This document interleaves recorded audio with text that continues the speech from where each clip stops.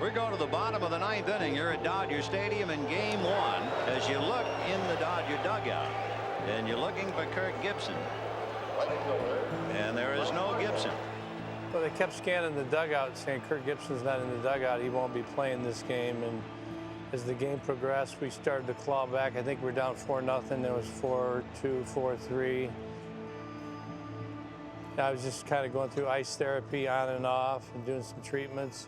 I'd had some injections that day on my knee. I didn't think I was going to be able to play. About 5 hours ago, Tommy Lasorda sat in his office and he said, "Oh, they're telling me that Gibson won't play." He felt in his heart that Gibson would play, only to get the crushing news a little while later. And as far as whether he will appear, Kirk Gibson now is listed day to day. I realized where we were in the lineup and realized that Davis could hit 8th for I think it was Alfredo Griffin, and I could hit 9th for the pitcher. The man who was the spearhead of the Dodger offense throughout the year will not see any action tonight for sure. He is not even in the dugout. He said, "Kirk Gibson will not be playing today." I just said, "My ass." I got up and got dressed and told Mitch Poole, the bat boy at the time, to set the tee up for me. And I went and started hitting some balls. When Kirk Gibson was trying to get ready up the tunnel, we have a little cage, about 8 by 8, where you just could hit. All he was trying to do there, what I remember, is find a way that he could swing a bat and still stand up, not fall over. Swing a bat and stand up. That's all he could accomplish. And once he said he could do that, that's when he told Mitch, "Tell Tommy I can hit." When Mitch Poole ran down to tell Tommy, I then followed and sat next to Soch. I said to Soch, "You know who's going to hit?" And he's like, "No." And I said, "Gibby." And he said, "Gibby can't even walk." And look who's coming up. And it got very exciting in Dodger Stadium. In fact, they tell me in all sports in Los Angeles, and there have been a lot of championship teams there, a lot of great things have happened. I mean, you take any sport you want. They voted this one the biggest. When I was with the Dodgers, I did the big league trading, and Kirk Gibson became available late in December as a free agent. And I recommended that we go after him because he was a spark that we really, really needed.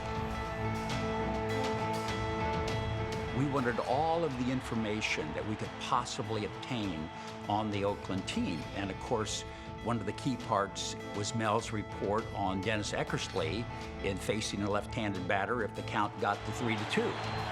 All year long, they looked to him to light the fire, and all year long, he answered the demands until he was physically unable to start tonight with 2 bad legs, the bad left hamstring and the swollen right knee.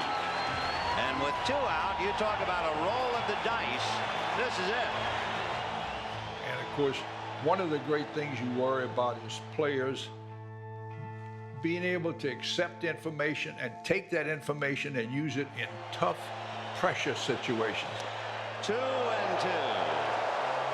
Scouts, you know, they see things that others can't see, and obviously that was the case in that situation against Dennis Eckersley. He believed in it. It was in their scouting book. I know some say that it was not, but I know the book exists, and then there's proof. If he hits the ball on the ground, I would imagine he would be running 50% to first base.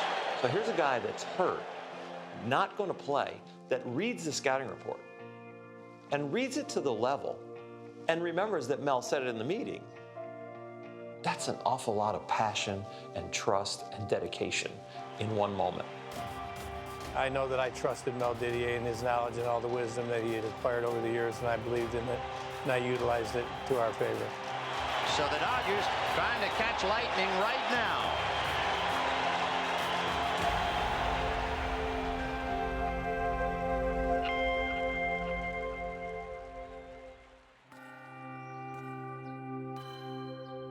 So come into spring training, 1999. Just came off of a World Series win with the New York Yankees in 1998. And I keep seeing Mel Didier at every one of my games that I'm pitching at. I go up to Mel and say, "Hey, what are you doing? Why are you following me around?" You know, and he says, "Well," He said, I'm going to get you. He said, the Arizona Diamondbacks want you. And he said, I'm going to get you. I said, no, you won't. He said, yes, I will. So we're going into the last hour. We're going into the last hour of spring training. And all of a sudden, Brian Cashman calls me. He said, Holmesy, he said, I just want to let you know, Mel Didier told me to tell you, we got you, partner. He said he was going to, and he did. To me, Mel Didier's like John Wayne, like the Duke. He's persistent, never gives up. Usually gets what he goes after. That's why he's a legend.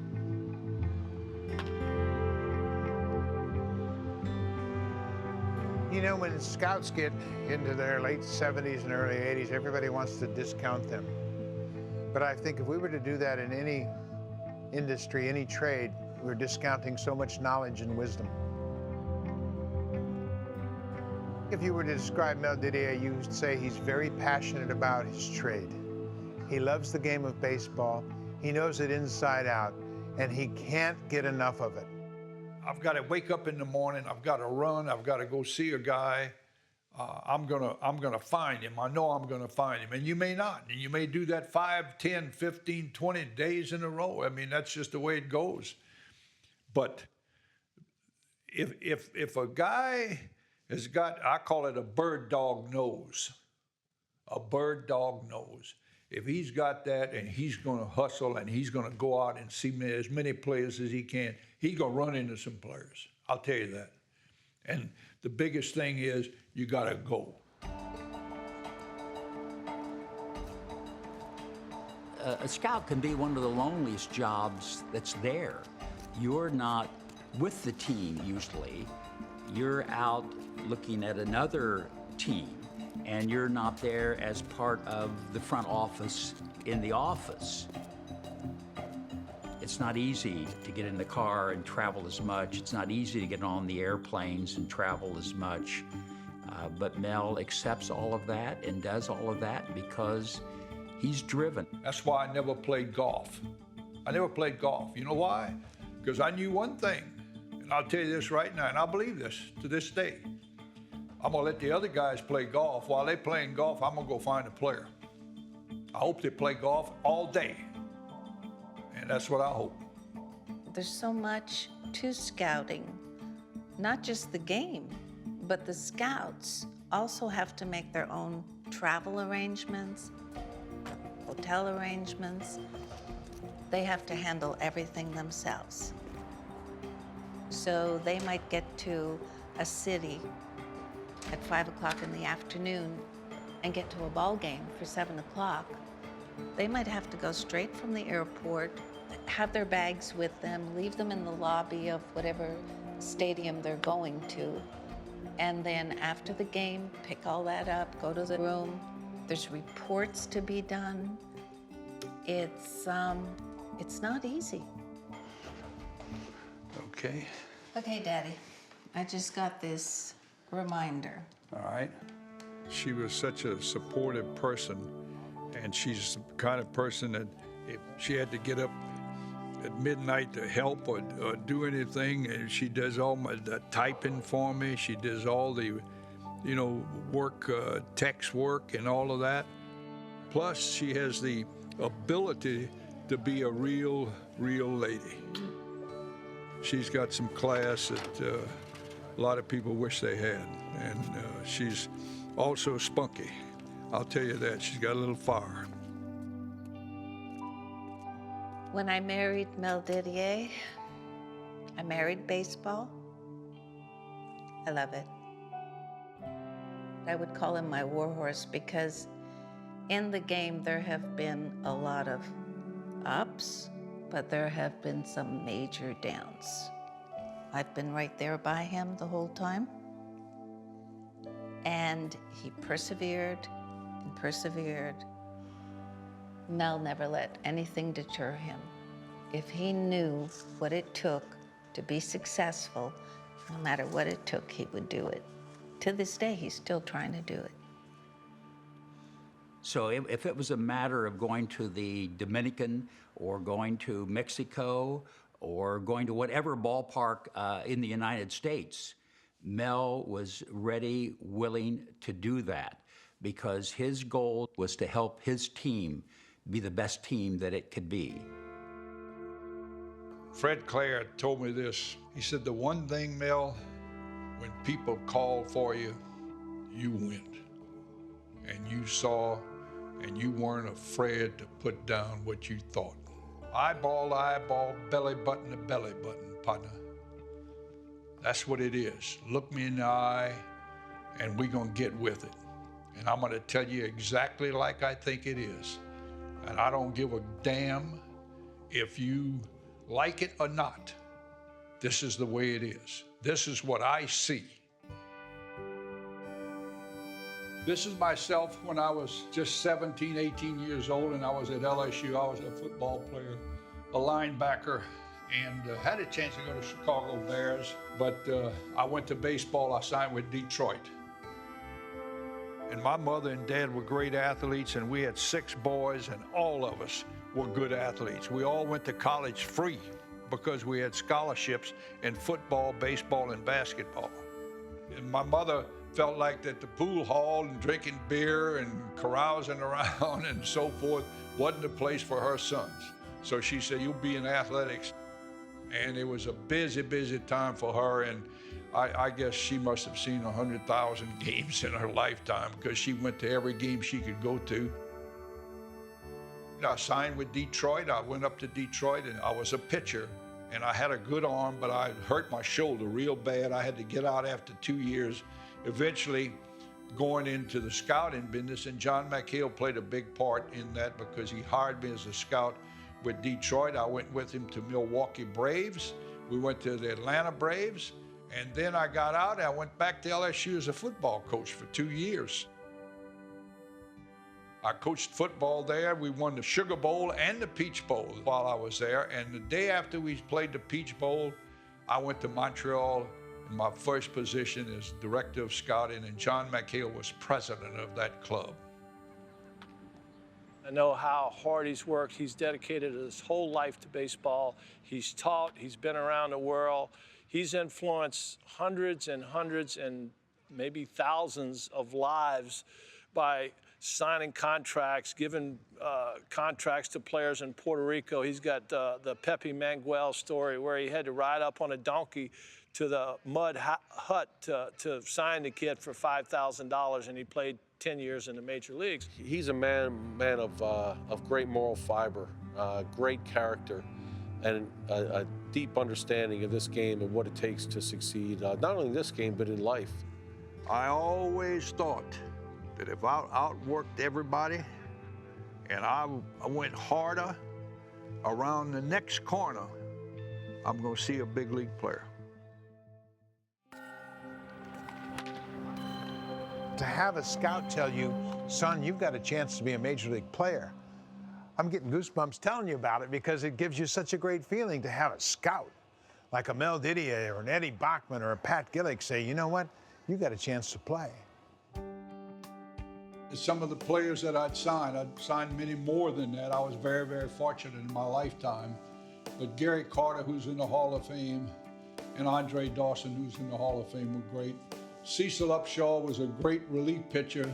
He was a great underarm pitcher, and he won the trophy for the best relief pitcher in the game in 1969. Atlanta won their division.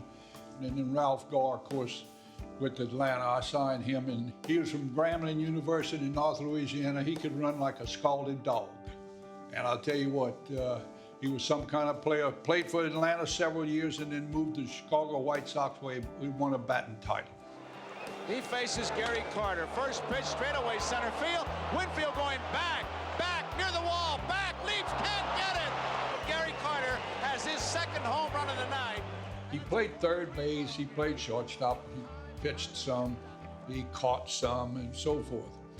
But when he came, we signed him and we came to spring training. I was in the dressing room, and as he entered the door, I had a catcher's mitt, and I threw it at him. And he said, "What's this?" And I said, "I'm going to work your butt off because you're going to be an all-star catcher."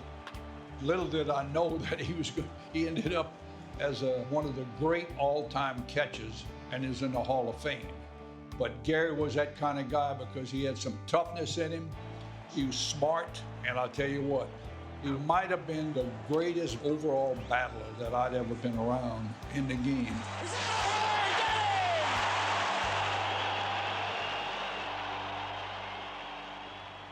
He does get excited when he goes to the minor league clubs that are ours or someone else's, and he sees what he thinks someday someone will be that gem. Rough around the edges, a diamond in the rough, you've heard that expression. I first met MEL in 1975 when I was invited to a tryout camp prior to the draft that year. When I saw him, I wrote down, he is another Hank Aaron with the bat. Quick wrist, strong hands, great body, can run, and loves to play the game. And I could sense that love to play the game. He has some championship abilities. I called him on Monday night before the draft Tuesday morning. He said, Mr. Didier, I want to come with the Montreal club. And he said, nobody has called me. I said, Andre, you telling me the truth? And he said, yes, I am. I said, that's all I need to know. MEL said and felt that they could draft some players that they had really an eye for and kind of sneak me through, hopefully that I would last in the later rounds, in a sense, because nobody had really saw me play a lot. Then I went to the 6th round, the 7th round, the 8th round, the 9th round. Finally, Bobby Maddox jumps up. He was like I said, a great scout, but hot-headed and all. He said, I'm telling you, you Cajun, you're a hard-headed Cajun from down there in Louisiana. You better take him or you're going to lose him. So he walks out. And lo and behold, I waited till the 11th round and finally took him. And of course, we signed him. And it was a great, great sign. He always said to me, keep working as hard as you do. You're going to go a long way in this game. You're going to make a lot of money. And you can hold your head up very high at the end and be very, very thankful of some of the accolades that will come your way. Now, he may not have been. He probably could have slipped by the waysides. But I knew that I had a good chance of him being a real, if he didn't get hurt, he'd be a real, real stud. And he turned out to be.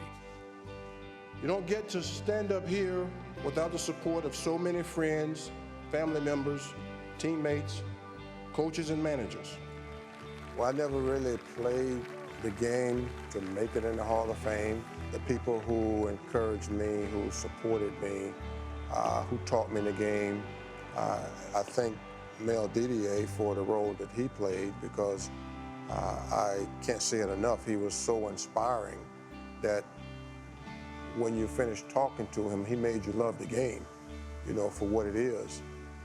These are some of the awards that I've had, and I really, really feel an honor that they gave me these awards. And I worked my fanny off to try and do the best job I could and make sure that every kid that we signed, every kid that we scouted, every kid that we coached got the best of the knowledge that I had, and also that he would come out not only a better player, but a better man.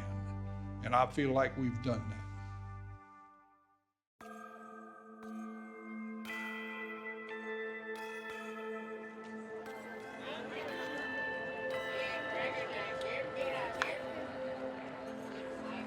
I think scouts are probably the most under-recognized people in baseball. And the scout, kids 16, 17, 18 years old, it's hard because you just don't know what's inside of them. Do they grow 3 more inches? Do they gain 30 more pounds? The scout at that level has to be able to close his eyes and project what this player is going to be between 17 and 21 years of age. Believe me, there is a lot of things that happen in those 4 or 5 years that most kids can't do. And that's why there's so many kids that are really signed for the big leagues. But it's the old saying that many call, but few chosen. Scouts are the most unheralded part of our game, and that goes all the way through the scouting ranks. First of all, There's nothing more difficult than scouting the amateur player, the high school player. Well, most scouts look for two major parts. The seeing things are the physical parts. You have to have some of those. But the part that's the toughest for a scout is the unseen. That's the part that you don't know about. That's the heart. That's the desire. That's the work ethics. For me, when I look at a player, I'm looking for the physical side first. I look at the arm, I'm looking at the running speed, I'm looking at the size, the strength, the power that he might show with the bat. A scout, when he looks out at the field, he's looking to see some semblance of what we call major league ability. And we separate that, and usually we divide it in numbers. It's a highly technical game. It's a game that you really, really have to work at. And it's a game that is not easy to play. When you're up there standing and you hitting a 95-mile-an-hour fastball with a round bat and a round ball and you're gonna hit it square, that ain't easy. That ain't easy. A doctor, he fails 7 out of 10, he don't last long. But if you're 3 for 10 as base hits, you're highly successful in baseball. Everybody can see a 6'5" guy that runs a 10-flat 100-yard dash. You know he's talented. But does he like to practice? Does he like to work out? Is he a good teammate? Does he have the desire to excel? Can he accept losing? Those are all the questions the great scouts answered before they ever took a shot on a player. But the unforeseen is the thing that separates the great ones from the ordinary ones, because they're going to go the extra mile. They're going to give you something when they're hurt. They're going to play every day. They're going to drive themselves to success. They're going to make that team better. All of these things are important, and that's a difficult thing to scout. And then once you get into professional baseball, it's also difficult, even as players are starting out, to truly be able to project who are going to be the regular players. I'd like to give you one example. Wade Boggs was not a good defender. He was a good hitter when he joined the Boston Red Sox. Wade Boggs took 100 to 200 ground balls every day during the season. And by his 3rd year, he was voted the outstanding third baseman in the game. He made himself into a good defender. And that's what the work ethics is, and that's what we're talking about.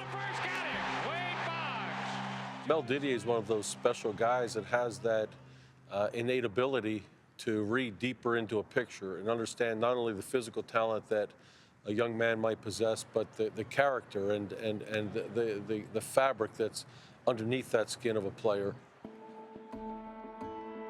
There's a certain group of people try to look at the game as a science, and there's a certain group of people that look at it as an art. And you're always trying to bridge those together. There's a place for this, and there's a place for that. That will never go away. The people that can, the intuitive, there are certain things you can only tell by watching somebody in a ballpark. I do feel there is a spot in our game to use the data that you have at your fingertips. I think it's another tool, but I don't think it ever replaces the eyeball test. I like to see players, particularly the player that is an amateur player, I like to see them in a workout. I like to see how they go about their business, what they do, what makes them a little bit different from the other guys. That part of it is the biggest mystery for a scout. When it comes down to making the decision, when the rubber meets the road, I want Mel Didier in that room and in my ear. You know, paint me a picture, Mel. What do you got here? It's beautiful. And then when you saw all that, well, partner, that's what I do for a living. They haven't found a formula to measure heart. They haven't found a formula to measure character. They haven't found a formula to measure leadership. I think that's where Mel shines. Amateur scouting, as I said, is by far the toughest because there's so much projection And sometimes those projections don't work out, and others that you didn't think were going to do it, they crop up and boom, they become big league stars. So it's sort of an uncertainty in this game. And the great scouts find a way to close those gaps. You want it so bad for him because he's working so hard. Oh, yeah. And he's a dig in with friends, with coaches, with whatever it takes to find out about that player. I'll tell you, he's in business. Yeah. I'll tell you that. Yeah. Don't you? It's not like people long ago didn't use stats. You can use stats, but I still contend 90% of the players that you get in the big leagues, that is not going to change. It still revolves around who has the greatest desire. What a play! Got it! You take Pedroia, the second baseman with Boston. He's a prime example. If you try to say, well, he does this and does that, sure, stats you can read out, but the basic heart of him is that he is a battler, he will play hurt, and he is a leader. And he led that Boston club. And I mean to the point that, hey, we're going to do this no matter what. And that's what it still takes. It still takes that point to win championships. Ultimately, if I were going to put one thing on Mel, it would be he is a phenomenal team builder. From the bottom in research, where you get the players, to all the way through the development of the players, to putting the right pieces together of a championship club. Scouting and player development are the foundation of the game of baseball. And what doesn't get mentioned about Mel in player development, along with scouting, was a key factor in the development of the Montreal Expos, the Seattle team, and the Arizona Diamondbacks. The main thing that I think has to be done, first of all, is the scouting. The scouting is tough. You got to sign players and you got to sign good players. But then when you get the player in, you got to make sure that he gets the right kind of coaching, the right kind of teaching. And to me, that's where the good clubs will jump ahead of most of the others, because they have a system, they have a way to do it, and they live and die by it. This is myself when I was at Montreal. Mr. John McHale, our president, moved me to scouting and player development. I did both. I was the head of both departments, and it was tough. We had a great group of managers at Montreal in 1971. And these are the guys that I leaned on, and these are the guys that really did a job for us in that day.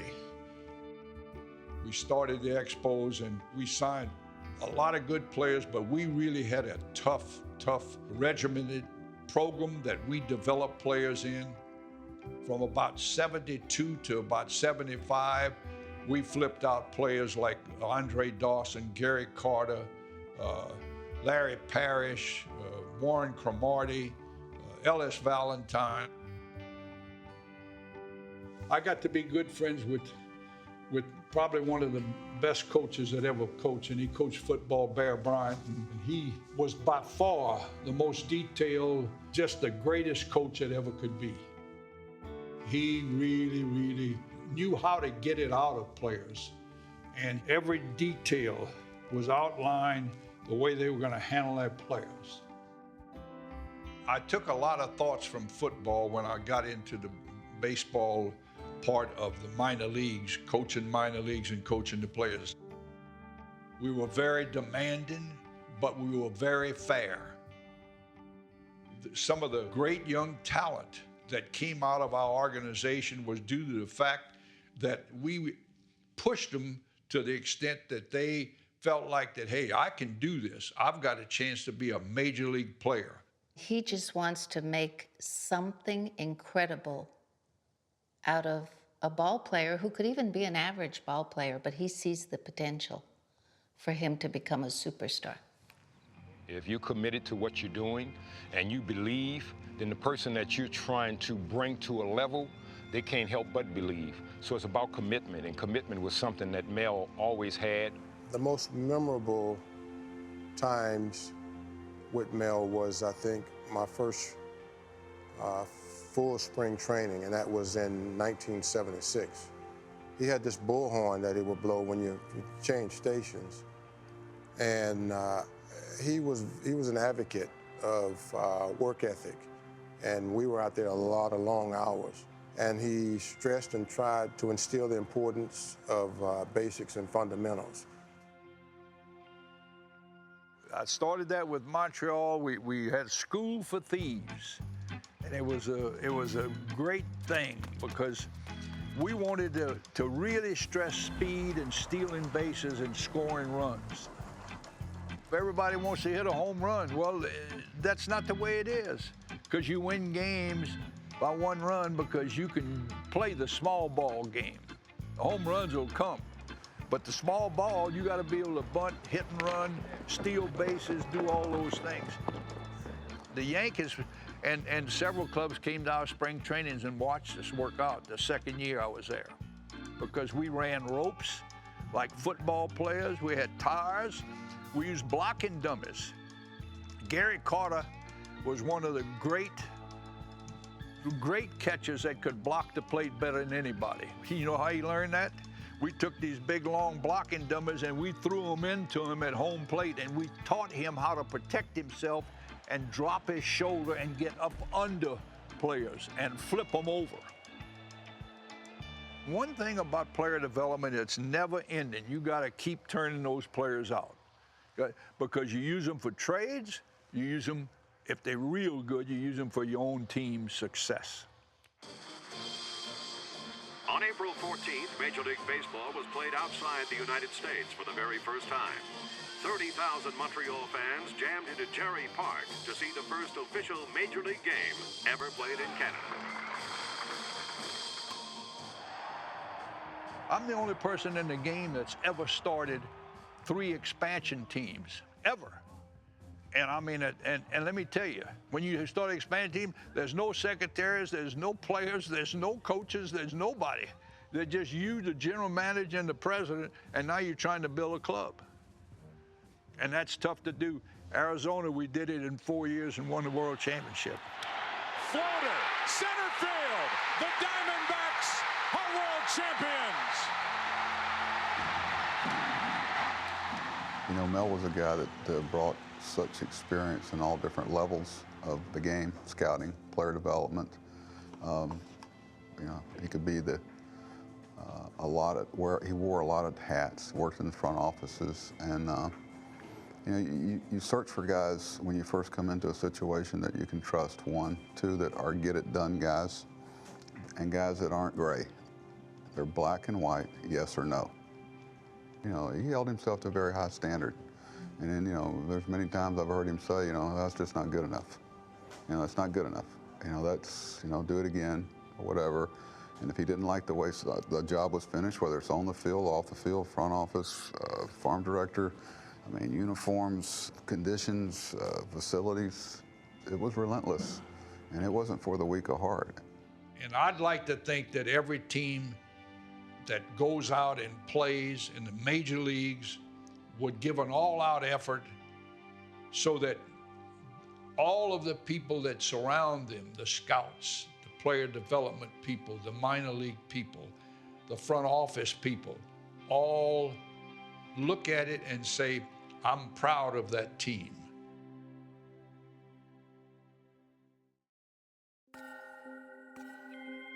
Then when we get to '88, Fred and all of the scouts and all of the coaching staff and Tommy Lasorda all got together and said, all right, here's what we need. If we want to try to win, here's what we need.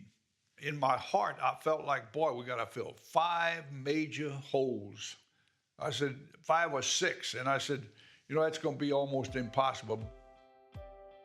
Fred Clark called me and asked me, he says, you know, Kirk Gibson's out there now. He just was made a free agent. And I said, if you can get him, I don't care what you have to pay, get him, because he's going to put some spark in us. We can go today, and there's a long blast, deep right field will tie the ball game. The way that Kirk played the game was something that really appealed to Mel. He had great power, he had great speed, and he had great intensity. He hits it down the line in left field. Gibson somehow makes the catch. I mean, he came there to win, not just to play. And I think that it was contagious. Griffin drives one to the gap in left center. Our Dodger team we had put together with Kirk Gibson and Alfredo Griffin. We brought in a lot of people. Oral Hershiser had a wonderful year. Sets and delivers. Strike three, and he's done it. He was just a tremendous force for our club, and he did some kind of job. Strikeout number 8. Through the real tough work of Fred Clare, Tommy Lasorda, who was a great, great leader, and of course Tommy played it up to the hilt and did a great job, and his coaching staff, Joe Malfitano and all of those other guys just really, really got behind this thing. And I tell you what, they made a push that was unbelievable. Gibson hits a high drive, a towering drive to deep right center field, and that one is gone. We beat the Mets for the National League title in 7 games. That's when they had Strawberry and all the other guys. They had some kind of club, and that was a great victory for us and really set us on fire. And from then on, here we come, Oakland. This is a book that we used and we put together 3 scouts, Jerry Stevenson, Steve Boris, and myself. I had the pitching. We had one guy with the hitting and the other with the defense. We broke everything that defensively and offensively that the team did. And as we went along, we were putting this thing together to give to each player, to give to the coaches and so forth. So prior to the opening game of the '88 World Series, we had a team meeting the day before. At the end of the meeting, Tommy said to the 3 scouts, anybody have anything to add? And then Mel DIDIER spoke up. He said, partner, you can go to the bank. If Eckersley has a left-hand hitter, 3-2, and the game is on the line, and it definitely was in the 9th inning, the stage was set. Fouled away. He was, complaining about the fact that with the left knee bothering him, he can't push off. Well, now he can't push off and he can't land. He's going to use all arms. Look at his crowd on its feet. What a tribute. 4-3 A's, 2 out, 9th inning. Not a bad opening act. I was in the 0-2 count immediately and probably had no business being up there at the plate. And as I got into the account, and I just went into what I would call my emergency stroke and just started fighting pitches off. Fouled away again. 14 fastballs in a row. That's all he's been throwing.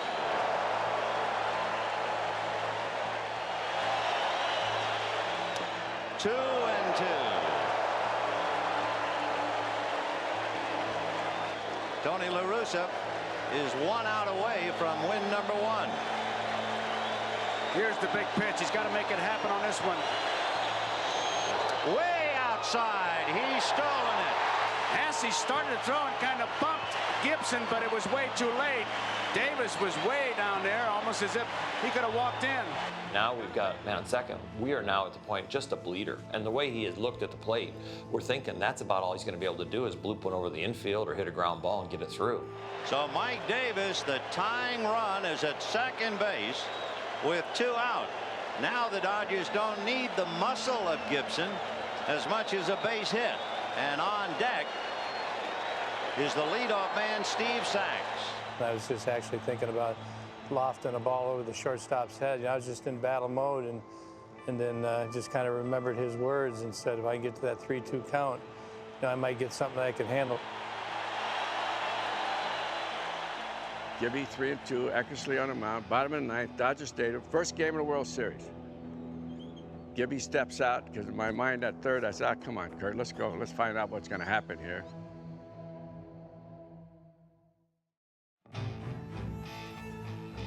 Kirk Gibson comes to bat, half crippled, can hardly walk, gets up to the plate, fouls off several strikes, works the count down to 3-2, and then backs up I just stepped out of the box and called timeout right as Dennis Eckersley went into his stretch. And even Kirk says he was reflecting on just that one little simple statement, and he was prepared for the pitch. He said, Mel, I could hear that Cajun voice of yours saying, partner, as sure as I'm standing here breathing, you're going to see a 3-2 backdoor slider if you get up against Eckersley in a pressure situation. And I'm telling you what, be ready for that pitch. Sachs waiting on deck, but the game right now is at the plate. High fly ball into right field. She is gone! Stepped in there, got it, and took an ugly swing, but the ball went out. So obviously I was guided and touched by somebody bigger than myself.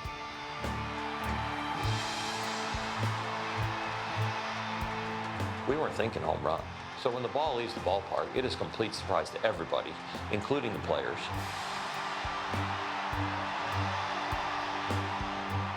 Hit him in the back once, hit him twice, just going to let go of him.